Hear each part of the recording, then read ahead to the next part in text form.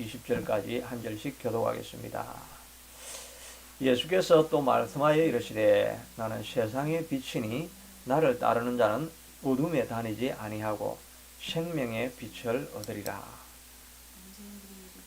바리새인들이 이르되 내가 너를 위하여 증언하니 내 증언은 참되지 아니하도다. 예수께서 대답하여 이르시되 내가 나를 위하여 증언하여도 내 증언이 참되니 나는 내가 어디서 오며 어디로 가는 것을 알거니와 너희는 내가 어디서 오며 어디로 가는 것을 알지 못하느니라. 너희는 육체를 따라 판단하나 나는 아무도 판단하지 아니하노라.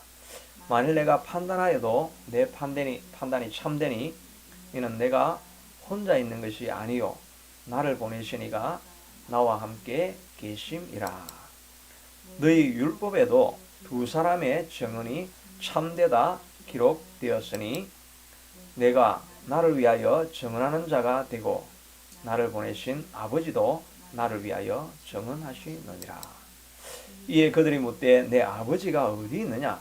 예수께서 대답하시고 하시되 너희는 나를 알지 못하고 내 아버지도 알지 못하는도다. 나를 알았더라면 내 아버지도 알았으리라.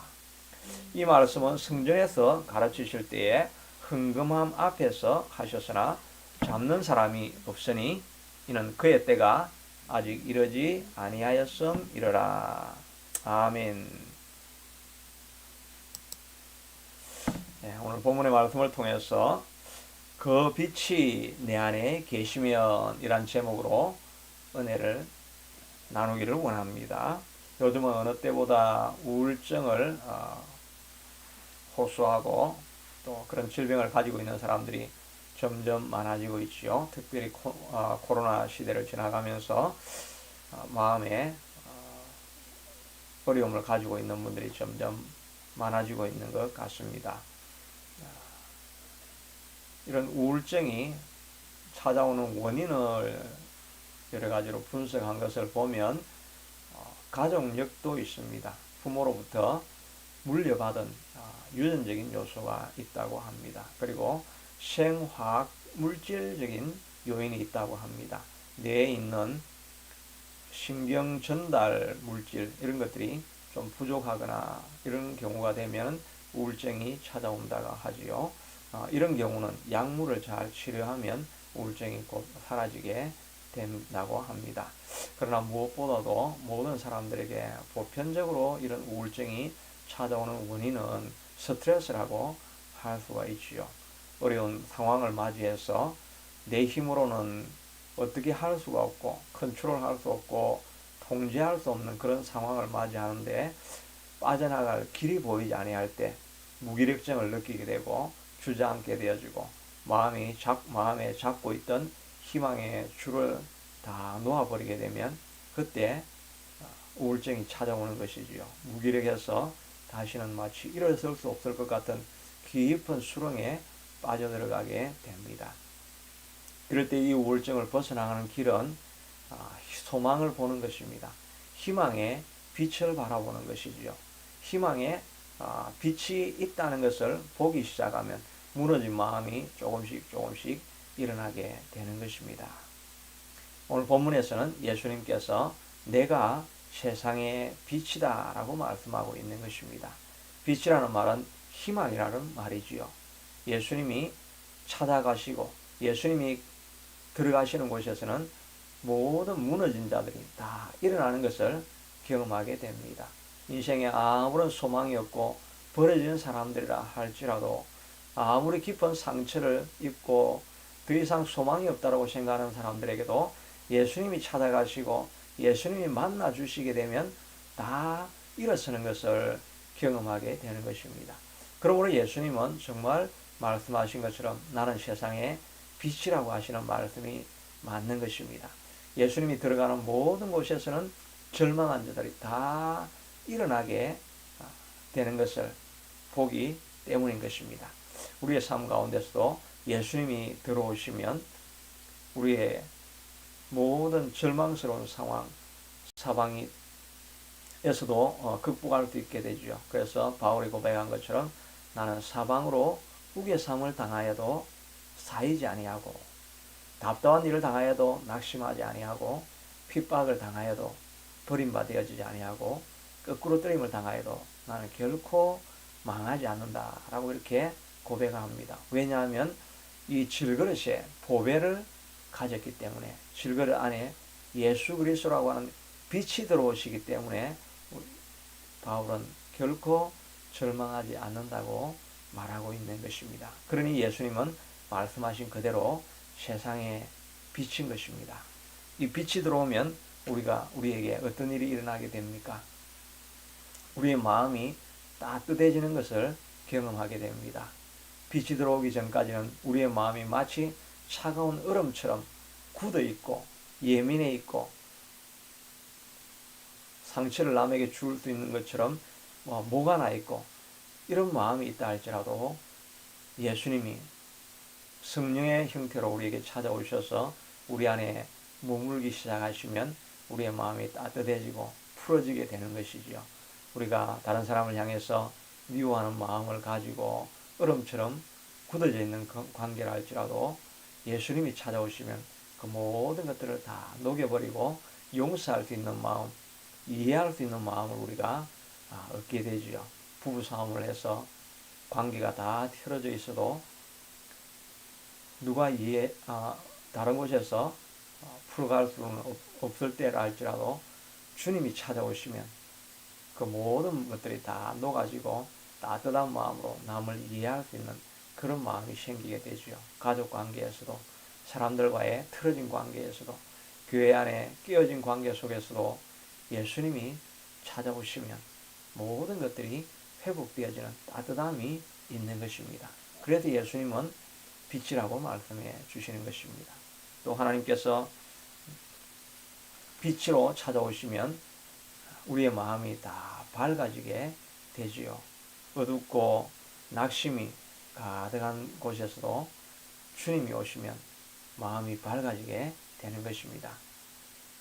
그래서 우리가 예수님을 경험하지 못하게 되면 우리의 마음 가운데 이 세상의 풍파 때문에 찌들리고 눌리고 피곤하고 늘 공고한 얼굴이 되지만 주님이 우리 안에 들어와 계시면 우리의 마음에 빛이 솟아나게 되어지고 밝음과 상쾌함이 우리 속에서 일어나게 되는 것을 경험하게 됩니다.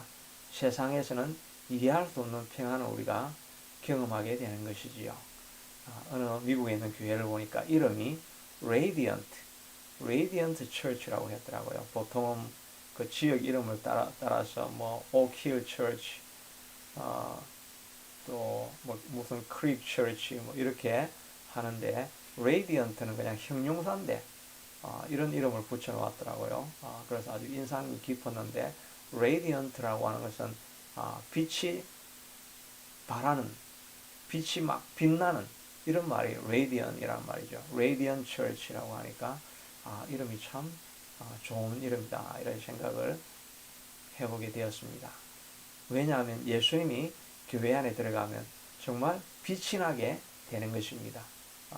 불빛이 번쩍번쩍 하는 것처럼 빛이 나게 된다는 것을 말해주고 있는 것이지요.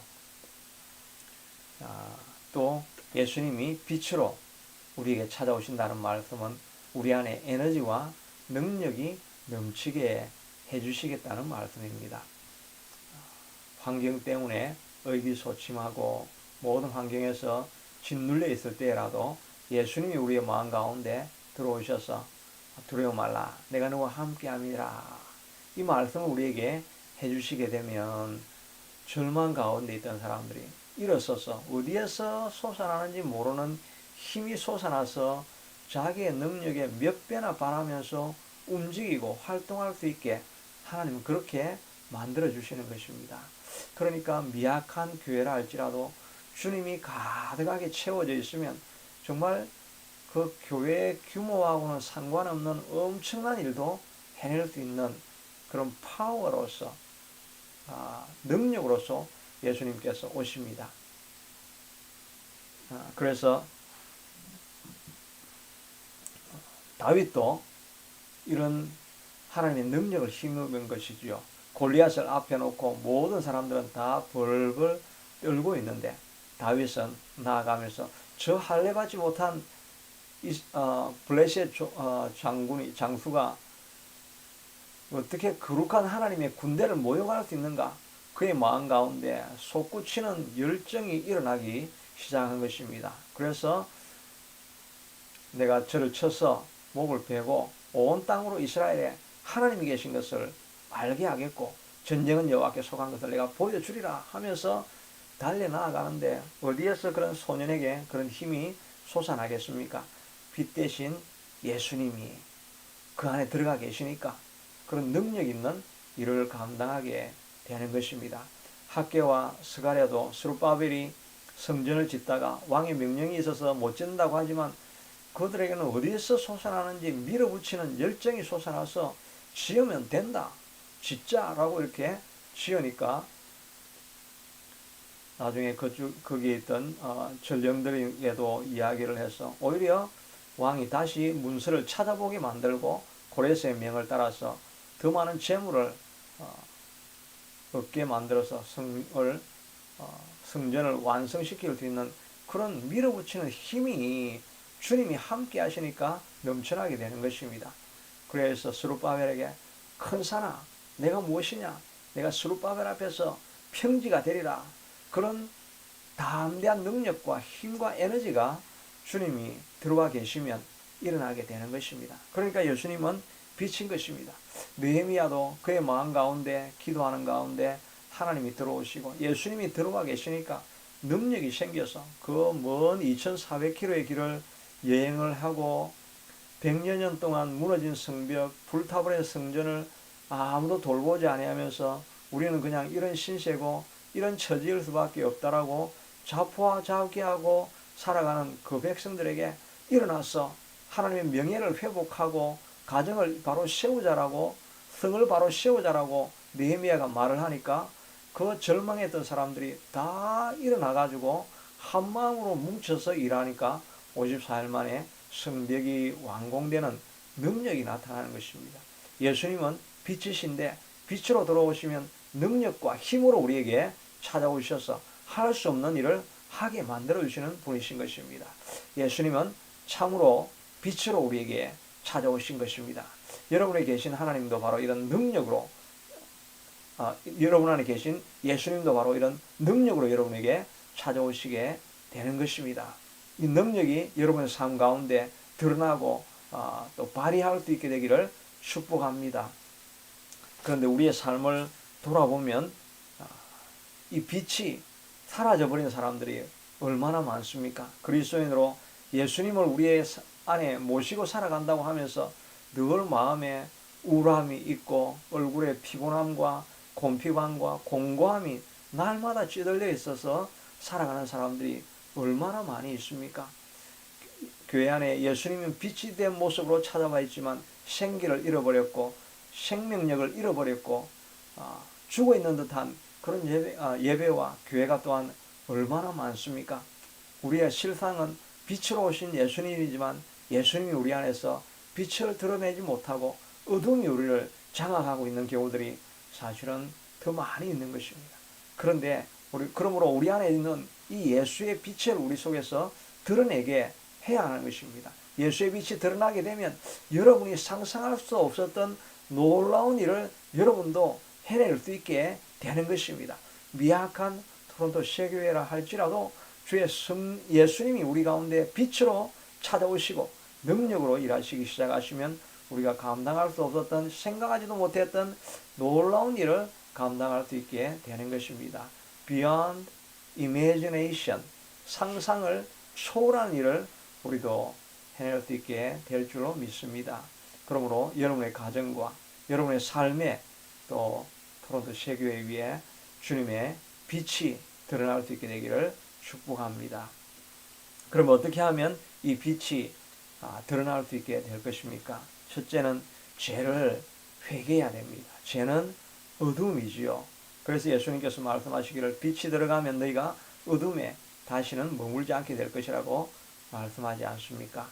우리 안에 죄가 있으면 어둠이 있는 곳에 예수님의 빛이 드러날 수가 없는 것입니다. 이사야 59장 1절에도 보면 여호와의 손이 짧아서 구원하지 못함도 아니요 여호와의 귀가 둔하여서 너희의 외치는 부르짖음을 듣지 못함도 아니라 오직 너희 죄악이 너희와 하나님 사이를 내었고 너희 죄악이 하나님의 얼굴을 가리게 해서 들었지 못하게 하심이니라. 죄 때문에 하나님의 구원과 하나님의 능력이 하나님의 빛이 우리에게 드러나지 못한다고 말하고 있는 것입니다. 그러므로 이 죄악을 우리 속에서 다 물리치고 쫓아내어야 하는 것입니다. 죄악에 가까이도 가지 말고 죄악의 모습이라도 우리 삶 속에 드러나지 않게 우리가 이 죄와 끊임없이 싸우는 투쟁을 해야 할 것입니다. 이 죄라는 것은 물론 적극적으로 살인하고 범죄하고 간음하고 도적질하고 이런 죄악도 죄악입니다. 이런 죄악은 그러나 우리 가운데 크게 범한 사람은 없으리라고 생각이 됩니다. 그러나 영적으로 바라보면 바로 우리에게 있는 죄는 부르심에 순종하지 않는 것이 죄라고 할 수가 있는 것입니다. 모든 사람들에게 성령님이 찾아오셔서 하라고 명령하시는 그 명령이 있지요. 그 명령을 순종하지 않는 것이 죄인 것입니다. 요나는 하나님께서 너가 니느웨로 가서 아시리아 사람들에게 복음을 전가하라고 말했는데 요나는 자기 고집이 있었죠. 민족을 사랑하는 민족주의자였습니다. 그의 애국심이 하나님 말씀보다 더 높다고 생각한 것입니다. 아무리 그래도 아수르가 이스라엘을 얼마나 괴롭혔는데 아수르의 수도인 니느웨로 가서 복음을 전하여서 저 죽어가는 사람들을 다 살려내란 말입니까? 나는 못 갑니다. 자기의 민족주의가 하나님 말씀보다 더 앞서 있었던 것이지요. 그래서 다시스로 갈 때는 하나님이 순종하지 아니함으로 말미암아 온 하늘이 시커멓게 변하고 광풍이 일어나고 결국은 배가 파손할 위험에 빠지게 되어집니다.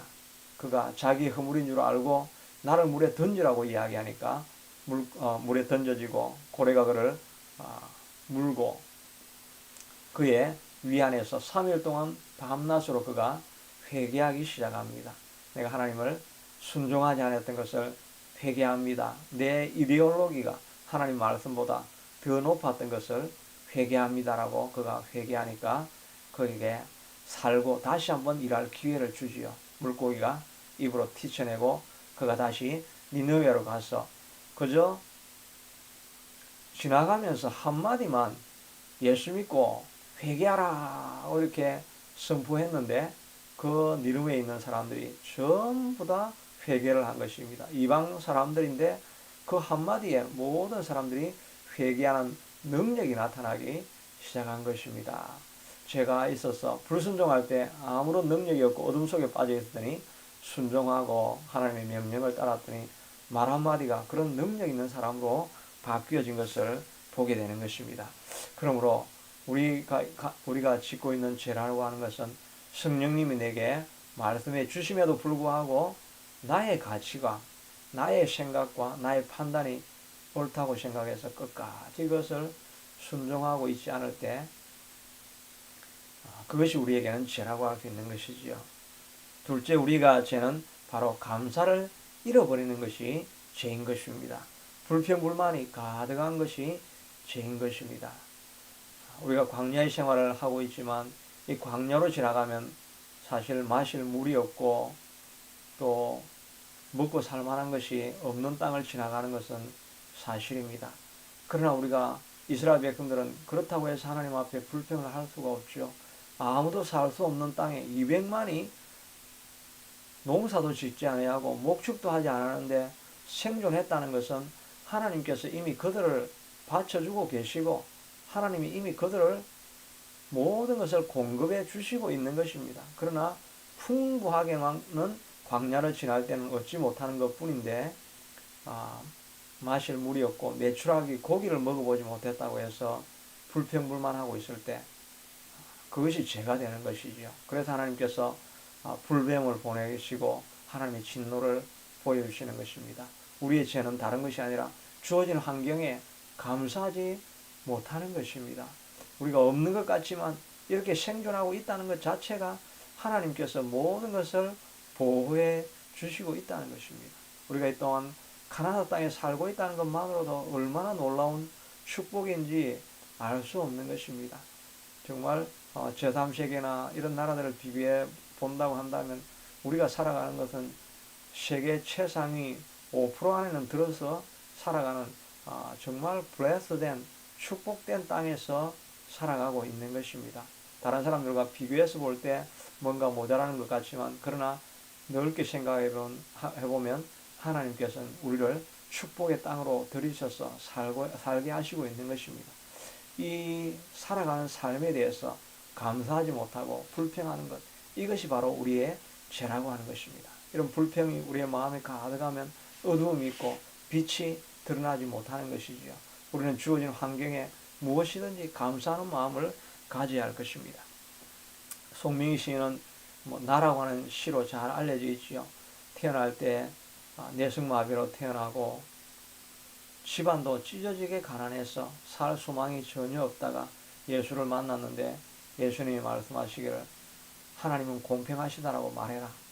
하나님은 공평하시다라고 말해라. 내적인 음성이 계속 들려오지만 그가 받아들일 수가 없죠. 하나님 어떻게 이게 공평합니까? 다른 사람들은 안락한 집에 건강한 몸을 가지고 있는데 나는 내성마비에 찢어지게 가난한 이 집에 살아가면서 어떻게 하나님 앞에 공평하다라고 하나님을 말할 수 있습니까? 할 수 없습니다라고 하는데 하나님께서 끊임없이 그를 설득해서 그가 가지고 있는 것, 그가 살아가고 있고 생존하고 있는 것, 무엇보다도 하나님의 음성을 남들보다 더 많이 들을 수 있다는 것, 그것보다 더 큰 복이 어디 있느냐는 것을 깨닫게 하고 그는 마침내 그 모든 열악한 환경 속에서 공평하신 하나님이라고 고백할 수 있게 되는 것입니다. 그때 그에게 풍성한 은혜가 임하고 글을 쓸 수 있게 만들고 다른 사람을 깨우는 복을 경험하게 되는 것이지 않습니까? 우리는 하나님 앞에 다른 사람은 저런데 왜 내 환경은 이렇습니까? 라고 이야기할 것이 아니라 그렇기 때문에 우리가 하나님께로부터 받는 은혜가 많은 것을 알고 하나님은 공평하십니다. 하나님은 모두에게 동일하게 복을 주셨습니다. 이런 고백을 할 수 있어야 할 것입니다. 또 세 번째는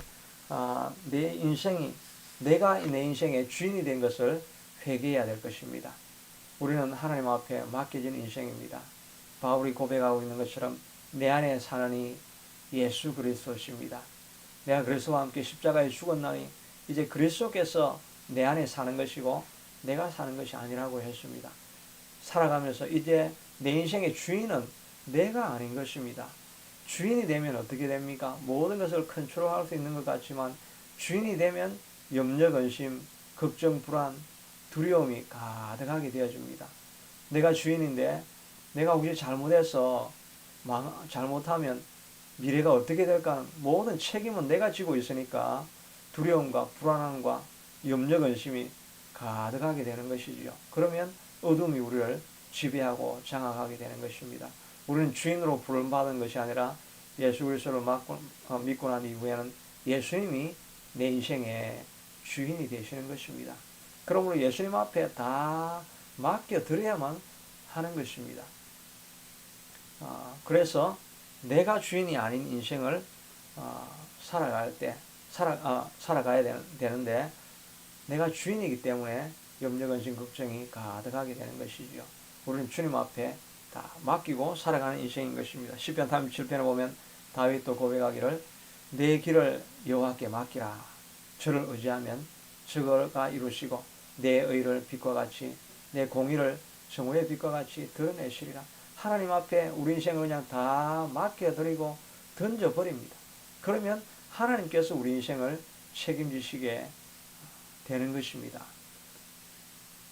내가 내 인생을 붙드는 것이 아니라 하나님 앞에 맡기라고 말씀하고 있는 것입니다. 그러니까 하나님 앞에 맡겨진 인생이니까 하나님이 우리를 때로는 어느 길로 인도해 가시든지 하나님이 쓰시고자 하는 대로 쓰십시오. 시궁창에 던져 넣어도 하나님께서 내 인생의 주인이시니 하나님께서 책임지시겠지요. 또 하나님께서 우리를 밑바닥으로 던져 놓아도 하나님이 거신이 하나님께서 편하게 사용하시겠지요. 이렇게 편한 마음으로 받아들여야 됩니다. 내가 어떻게 이렇게 밑바닥까지 떨어지나, 시궁창까지 빠지나, 이런 생각을 하면서 자기를 불평불만하고 자기 속에서 갇혀있을 때 그건 자기가 주인이 되는 것이죠. 하나님 앞에 그냥 다 맡겨드리는 인생으로 살아가야 할 것입니다. 다윗은 고백하기를 그가 많은 고난 가운데 있었는데 하나님께서 우리를 끌어서 그물에 들이시기도 하시고 또 우리의 허리에 무거운 짐을 지게 가시기도 하시고 우리 머리 위로 사람들이 밟고 지나가게 하셨다라고 말하고 있습니다. 때로는 하나님께서 우리를 어떤 올무에 들어가게 그냥 만드십니다. 그래서 그 올무 속에서 고생하게도 만드시는 이가 하나님이시라고 말씀하셨습니다. 다른 사람은 편안하게 걸어가는데 내게는 이 혹주머니가 달려서 언제나 불편하게 무거운 짐을 지고 가게도 하나님께서 때로는 만드시기도 하십니다. 때로는 하나님께서 사람들이 우리의 머리를 밟고 지나가게 정말 무시와 멸시와 천대를 받는 자리에 떨어지게 해도 하나님께서 하시는 때도 있습니다. 그럼에도 불구하고 하나님이 주인이신데 하나님이 나를 시궁창에 던져 넣으시면 그곳에서도 나는 기뻐하리라. 주님이 주인이신데 내 인생을 하나님께서 책임지시고 알아서 하시겠지. 이런 마음이 있어야만 하는 것입니다. 그래서 시편 37편 바로 여호와께 맡기라는 그 말 앞에 여호와를 기뻐하라. 그래야만 그가 내 마음에 소원을 이루어 주시리라. 여호와를 기뻐하는 것이 무엇입니까? 하나님께서 나를 이끌어 가시는 곳이 어느 곳이든지 간에 거기에 기뻐하고 감사하고 머물러 있으라고 하는 것입니다. 그렇게 하면 우리가 물과 불을 통과하였더니 주께서 우리를 끌어내사 풍성한 곳에 들으셨도다라고 말씀하고 있게 되는 것입니다. 그러므로 우리는 하나님 앞에 머물러 있다고 한다면 내 인생의 주인이 내가 되어진 것을 회개해야 됩니다. 어느 곳에 이끌어가든지 하나님이 이끄는 인생이 하나님이 책임지시리라. 그저 우리는 기쁨으로 그냥 그 길을 걸어가면 되는 것입니다. 그러므로 여러분이 시궁창에 빠졌다 할지라도 두려워하지 마십시오. 주인을 내려놓고 나는 종일 뿐입니다. 어디로 끌고 가시는지 하나님 저는 감사할 뿐입니다. 이런 고백을 하고 살아갈 수 있게 되기를 바랍니다. 이렇게 모든 것을 다 맡겨드리고 우리의 죄악을 불순종을 다 내려놓게 되어주면 우리의 마음속에 주님이 빛으로 드러나셔서 여러분의 삶의 기쁨이 충만하게 만들어주실 것입니다. 또 하나는 예수님이 우리가 예수님을 믿을 때 예수님이 우리 속에서 빛으로 역사하기 시작하는 것입니다. 오늘 읽었던 본문에 보면 예수님과 바리새인의 대화가 나오는데 예수님께서 나는 세상의 빛이다 이렇게 말하니까 바리새인들이 13절에 보면 바리새인들이 이르되 너가 너를 위하여 증언하니 내 증언은 참되지 아니하도다. 이 말이 얼마나 맞는 말입니까? 자기가 자기를 보고 나는 정직합니다. 나는 믿을 만한 사람입니다. 이렇게 하면 그거는 누가 그걸 믿을 수가 있겠습니까? 다른 사람이 그 사람을 소개하면서 저 사람은 정직한 사람이야. 저 사람은 믿을 만한 사람이야. 이렇게 해주면 그러면 정말 우리가 그 사람을 신뢰할 수가 있죠. 근데 자기가 자기를 보고 나는 믿을 사람이다. 믿을 만한 사람이다. 이렇게 하면 그게 무슨 증거적인 효력이 있느냐. 이렇게 우리가 말을 할 수 있겠지요.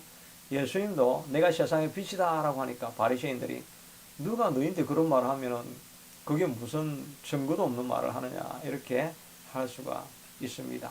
그런데 믿음은 바로 이런 것입니다.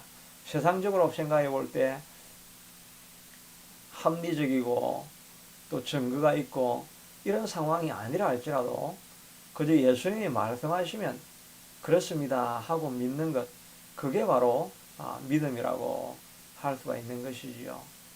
환경과 상황은 내 이성하고는 맞지 아니하지만 그래도 하나님이 말씀하시면 내가 그것을 따르겠습니다 하는 그것이 믿음이지요. 마르다와 마리아가 보기에는 자기 오빠가 3일 동안 죽어서 이제 무덤 안에 갇혀 있는데 썩은 냄새가 나는데 예수님은 내 오라비가 죽었지만 죽어도 살리라 이렇게 이야기할 때 그는 결코 그들은 믿을 수가 없었습니다. 그러니까 예수님께서 마르다야 내가 믿으면 하나님의 영광을 보리라 하지 아니하였느냐 이렇게 말씀해 주시고 있는 것입니다. 우리가 믿을 수 없는 그런 상황이라 할지라도 하나님이 하시면 하나님께서 이렇게 세우시리라 이 믿음을 가지라는 것입니다.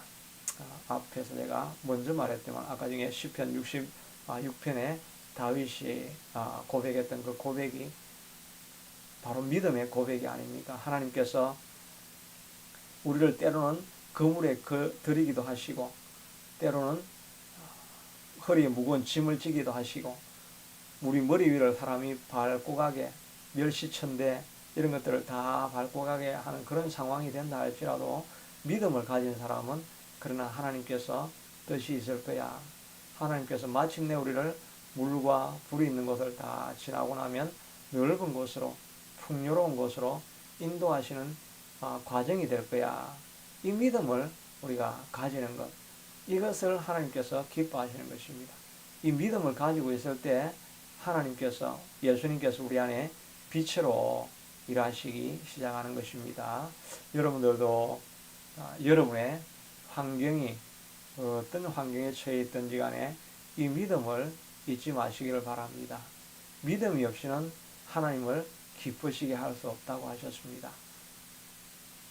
열악한 환경 속에 있어도 하나님을 기뻐하면 여호와께서 우리의 마음의 소원의 항구로 인도해 가실 것을 믿음으로 고백하는 것, 이것이 바로 믿음으로 예수님을 받아들여서 우리의 삶에 빛이 나게 하는 그런 길이라고 할 수가 있을 것입니다.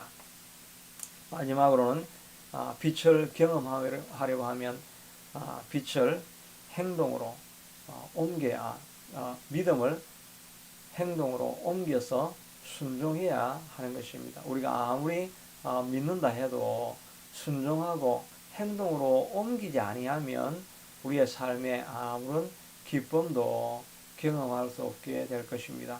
허드슨 테일러가 자주 하는 예화가 있죠.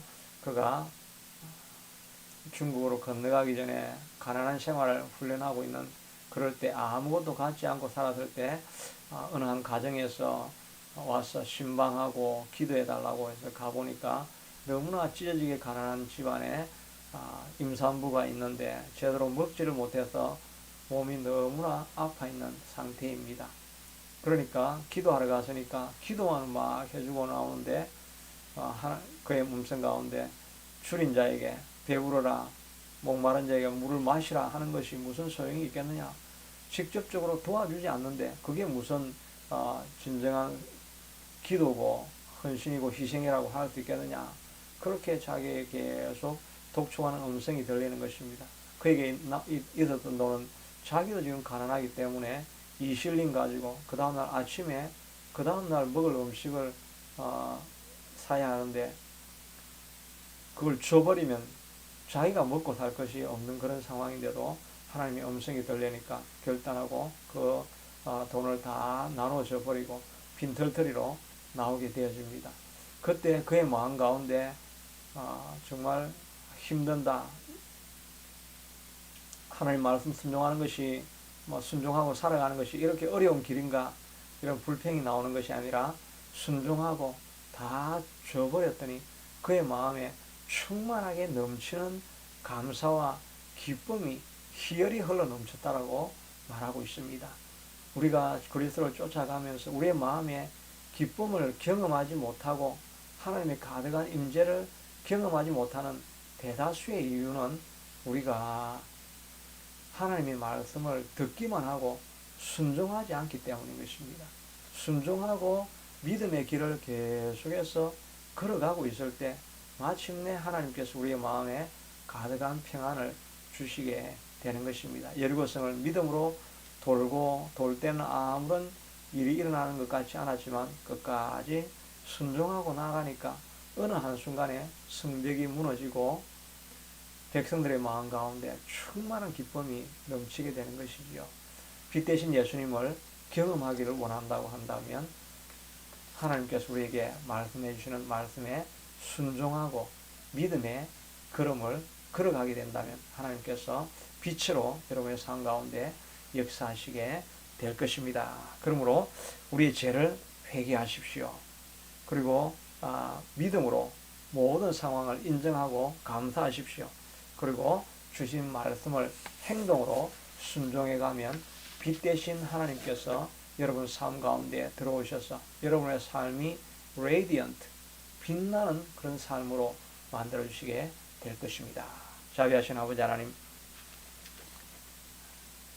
빛이 들어오면 생명을 얻게 되어지고 할 수 없는 일을 감당하게 되어집니다. 우리 안에 빛이 계신데 우리의 죄를 제거하고 약속을 신뢰하고 순종함으로 말미암아 우리의 삶 속에서 예수님이 빛이 드러나셔서 빛으로 드러나셔서 능력으로 열매 맺는 삶이 될 수 있게 도와주시옵소서. 그런 가정이 될 수 있게 하시고 이 토론토 세교회가 되게 하여 주옵소서. 예수님 이름으로 기도드리옵나이다. 아멘. 찬송가 502장 찬송하시면서 준비하신 선물 하나님 앞에 드리겠습니다. 502장 찬송입니다.